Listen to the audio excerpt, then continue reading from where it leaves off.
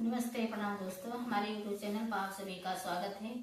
एक बहुत सुंदर, बहुत ही हिट गाना विदेशी गीत लेकर आए हैं। सब कुछ भेज रहे हैं, जैसा मिलेगा कमेंट में बताइएगा। ये गीत है बेटी के ऊपर। बेटी अपने माँ से क्या पूछ रही है, क्या सोच रही है अपने मन में, तो गाने के माध्यम से जरा आप लोग समझिएगा। जैसा मिलेगा कमेंट में बताइएगा। अरे फूट गई मोर किस्मतिया हो, बिना माई के नहीं हरे। अरे फूट गई मोर किस्मतिया हो, बिना माई के नहीं हरे।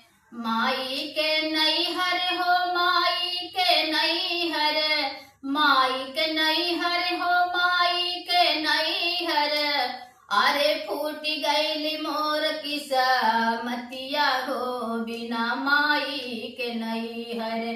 फूट गई मोर किस्मतिया हो, बिना माई के नहीं हरे। माई जहोती मोर लेती खबरिया, माई जहोती मोर लेती खबरिया। लेती खबरिया हो, लेती खबरिया।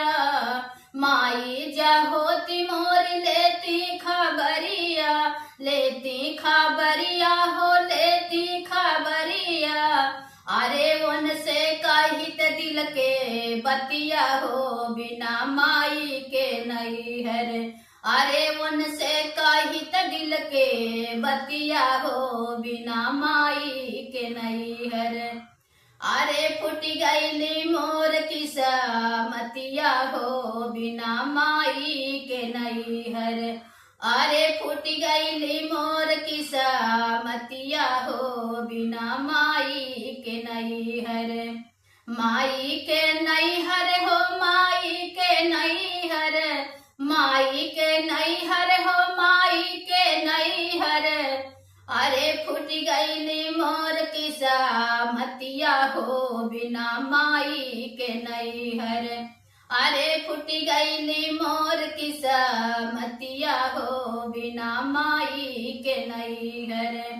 छोड़ी गई हमके बना के या भागिनी। छोड़ी गई हमके बना के या भागिनी। बना के या भागिन, बना के या भागिनी। छोड़ी गई हमके बना के या भागिनी। बना के या भागिन, बना के या भागिनी। अरे भौजी मोर का सतिया हो, बिना माई के नहीं हरे। अरे भौजी मोर का सतिया हो, बिना माई के नहीं हरे। अरे फुट गई मोर किस्मतिया हो, बिना माई के नहीं हरे। फुट गई मोर किस्मतिया हो, बिना माई के नहीं हरे। माई के नहीं हरे हो, माई के नहीं हरे। माई के नहीं हरे हो, माई के नहीं हरे। अरे फुट गई मोर किस्मतिया हो, बिना माई के नहीं हरे। फुट गई मोर किस्मतिया हो, बिना माई के नहीं हरे। माई बिना त हमर डोहके कर जावा। माई बिना हमर त डोहके कर जावा। डोहके कर जावा हो, डोहके कर जावा। माई बिना त हमर डोहके कर जावा। डोहके कर जावा हो, डोहके कर जावा। अरे के करी है हमरो का दरवा हो, बिना माई के नहीं हरे। के करी है हमरो दरवा हो, बिना माई के नहीं हरे। फुट गई मोर किस्मतिया हो, बिना माई के नहीं हरे। फुट गई मोर किस्मतिया हो, बिना माई के नहीं हरे। ये दर्द भरी गीत दोस्तों जैसा भी लगेगा कमेंट में बताइएगा।